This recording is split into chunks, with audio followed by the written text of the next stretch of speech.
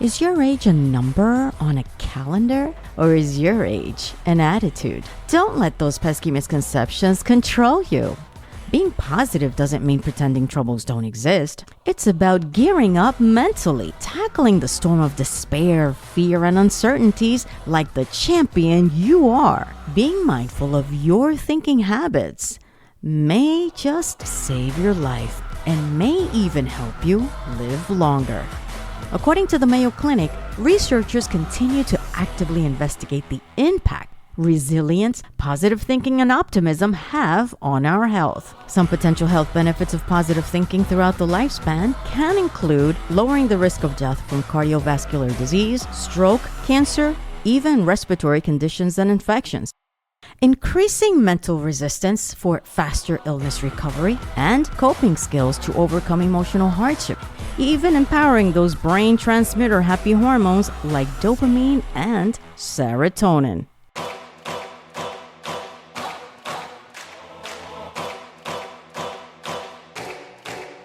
This is my time.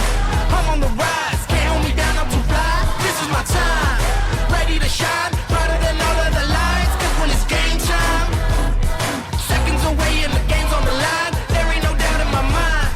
Beating the buzzer like this is my time. This is my moment. Hello and welcome to your Ageless Musical Brain podcast.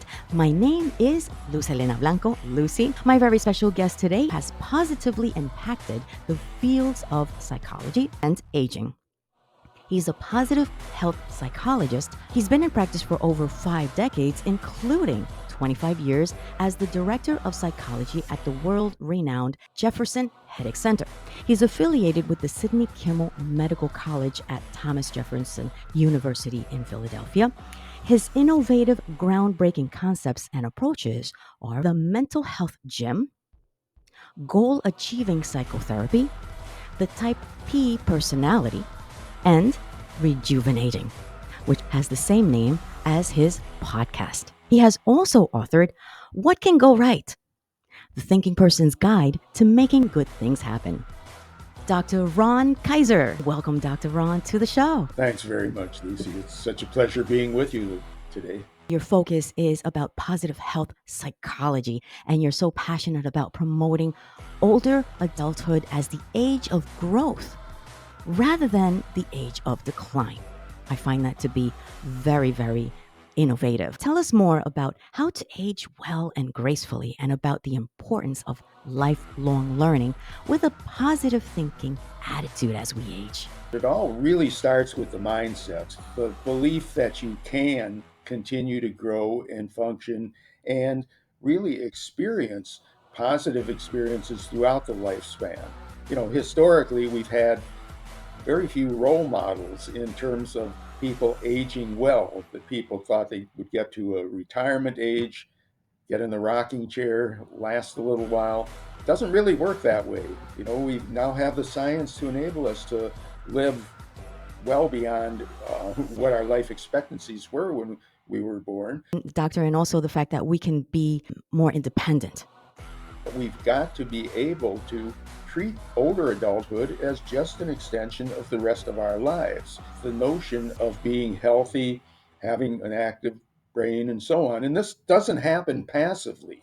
It really begins earlier in life and requires kind of a commitment, owning your body, keeping your brain active, and staying socially connected. And it shouldn't shut off just because you reach a certain age. Learning a new skill at an older age is one of the things that is very protective against dementia and other kinds of cognitive disorders. We do know when we study the science of neuroplasticity that there was a time that it was felt that after you reach about age 30, the brain starts declining.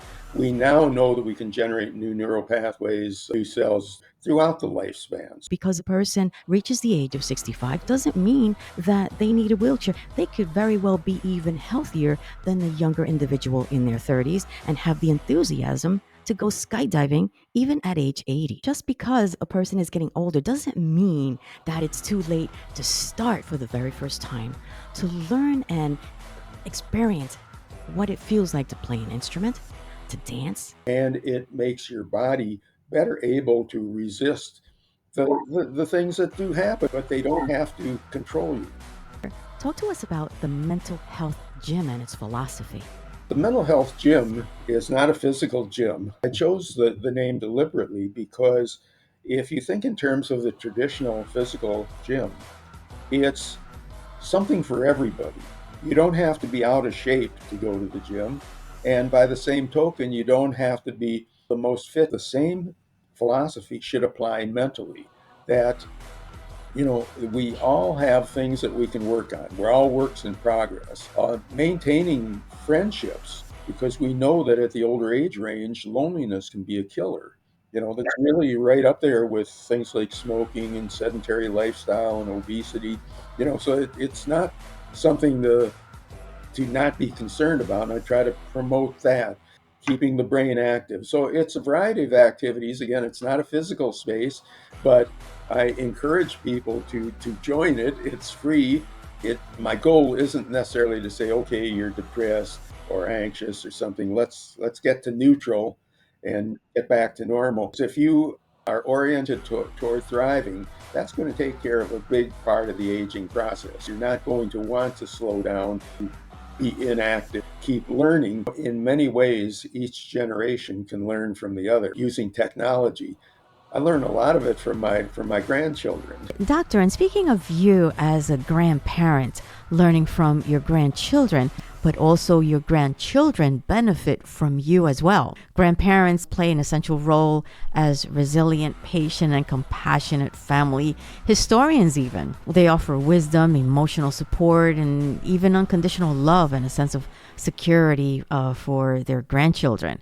They share traditions as well, values, and they also help younger generations connect with their roots. The stability that grandparents offer is always worth mentioning and creating awareness of. Your involvement within the family also enhances family ties, your mental health, and your mental and emotional well-being as well.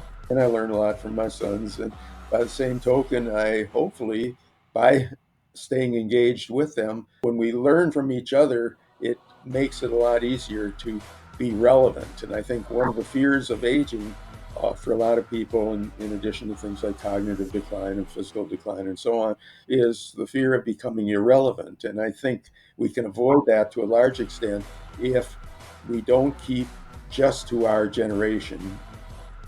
What about type P personality? The 7 Ps are personal goal orientation, or personal goal oriented, or personal goal driven, proactive, positive, passionate, persistent, productive, and the last one that shouldn't be last but has to always be part of the picture is playful. If we give up playfulness or don't consider it to be important, then that's a real drag on development of the healthy personality. Knowing how to have fun is a very good skill to have. Kind of says it all. I think that the notion of being enthusiastic about the aging process really underscores it. The idea of not socializing around your ailments. But the overall philosophy is to approach the idea of growing older with enthusiasm.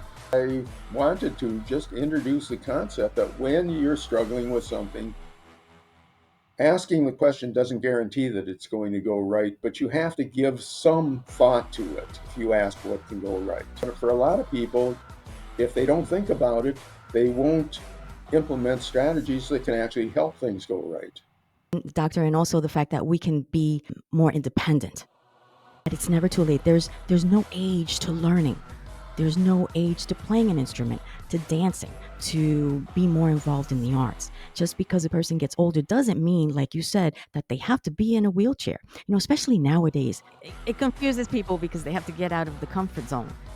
Younger generations also have stigmas. They believe that a person that is older, doesn't fit in, right? For different reasons, because they're, of course, of a different mentality, but they can be encouraged to join and be part of a community. And for families to start making an effort to close the gap between generational differences, and especially families like Latin American families, especially using music, because music is what helps close that gap actually, because in our Latin American culture, we're all about dance music, family gatherings, being happy, being grateful around family members. That's what we're all about in our Latin American culture. With your philosophy, I'm assuming that when you were in your 20s, 30s, you already started thinking ahead, right? As to how to envision yourself, what it's going to be like now. Congratulations, doctor, and thank you so much for the time you've spent to educate different ages on your philosophy. Thank you very much for having me, and thank you for all the wonderful work that you're doing.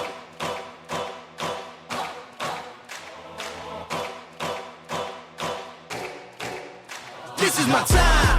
I'm on the rise. Can't hold me down. I'm too fly. This is my time. Ready to shine. Brighter than all of the lights. 'Cause when it's game time, seconds away and the game's on the line. There ain't no doubt in my mind.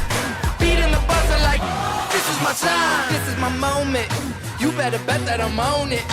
Ready and set, I'ma own it. Blast it to 10, then keep going. There ain't no coasting. I never settle, don't play. Putting the kettle to flame. I go 100 all day. Foot on the pedal, no brakes. 10, 9, paid all my dues, waited in line. 8, 7.